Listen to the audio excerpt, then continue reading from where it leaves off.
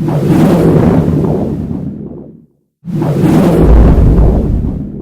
Waters here for Comics Online with Mike Richardson of Dark Horse Comics. Hey, thank you for having us. How's the event been going for you guys so far? Oh, it's great. I mean, this is, we're having amazing successes. We've got all of these great books that are doing so well, and the fan reaction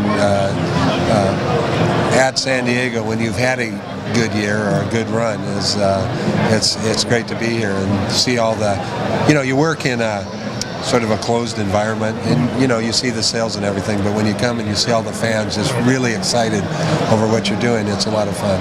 I think a lot of fans have come to look at Dark Horse as both a great source for independent authors and comic artists to come and create new work, but also if there's a fan favorite series that they really like Buffy and the others, it's like they can look to it continuing off the screen but into the pages of Dark Horse. Is that kind of something that you like, that side of it with the series continuations as well? When I started the company, I mean, and it's interesting, and I don't know if it's been lost in history or what, but we started, first of all, we're probably the first company that came along and offered creator rights and actually paid Marvel and DC style page rates for work that they ultimately own. And so that I think we helped change the landscape for creators. Then at the same time, I think we changed the whole approach to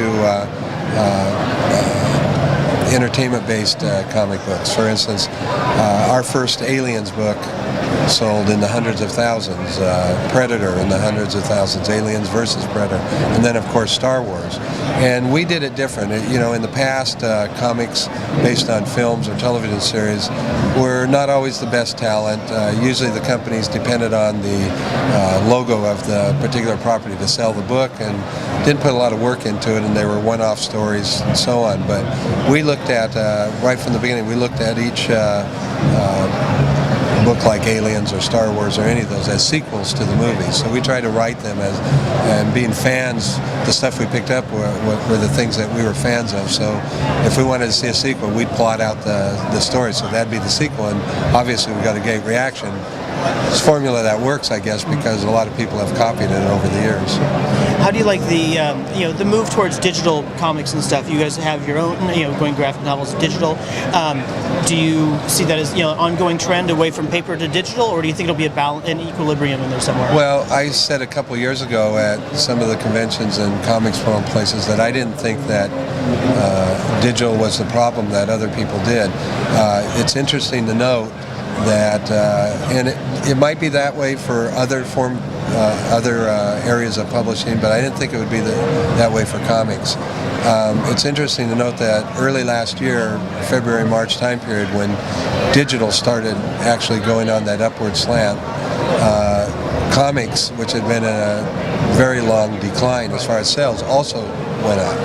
And I've always had my own theory. First of all, when I was a kid, comics were everywhere. You'd see comics in the drugstores, in the dime stores, in the bus station. In my town, they were even in the meat market. They had a spin rack of comics. So everywhere you turn, there's comics. So obviously, you're going to have people buying those. These days, you don't see comics. You see them in very few places. One of the things that digital has done is to put comics back in front of people. When you're talking the sheer numbers of digital devices, it just makes sense that some of those people are going to come and start being interested in buying the comics themselves. So we've seen a parallel growth between digital and the physical comics. And in the future, look, it's a different generation. The comics that we buy, those paper things with two staples, were a product of the technology of the 30s, how to distribution basically. How do you distribute content? Well, they solved the problem with a cheap format. In the beginning, that was just a way to reprint newspaper strips, but it became a cheap way to distribute content. Well, now, when you look at the waste of the old system, I mean, if you sold 30,000 comics on the newsstands, you might have thrown away 70,000 in the old returnable business. Now, digital offers, you put it up on a site, there's no problems of distribution, there's no problems of inadequate supply, there's no problems of inventorying a particular title. So it solves a lot of things, solves a lot of waste. And this generation coming up, that's the technology that exists when they came in. So kids know how to manipulate the internet, and they're digitally savvy. So I think that it's definitely the future, but it doesn't mean it can't live side by side by the paper product. Right. I think it's also you have the ability, like you said, a lot of now as comics become more in the popular culture, not just comic readers, but people hear about it, it's easier for them to, they suddenly want to download and give one a try. It's far more accessible than them having to hunt down the unfortunately latest more comic shop. Yeah, which these days becoming sadly more rare. There's I think there's some there's a statistic that there's 15 million tablet devices out there now. So if you could capture 1% of 15 million, you'd have a huge increase in the number of people paying attention to comics.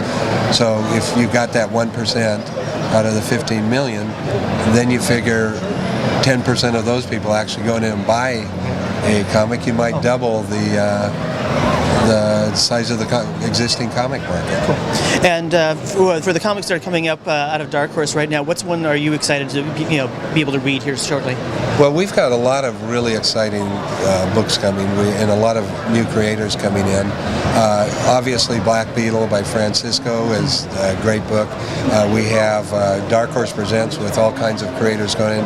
Won its second Emmy in a row last night, or an Emmy, maybe, but second Eisner in a row last night. We have our superhero titles that are coming along. Brain Boy, Captain Midnight, some of our old characters, X and Ghost. Great creative teams on all of them. Our books look great. I just think our line is very exciting. And then there's our hardcover line that's coming out. Zelda book has sold in the hundreds of thousands. I mean, you've probably heard it was like literally the #1 book at one point. And just very exciting what's going on. And it's also exciting, for a lot of years here at San Diego, things are sort of bleak and down because of the state of the market.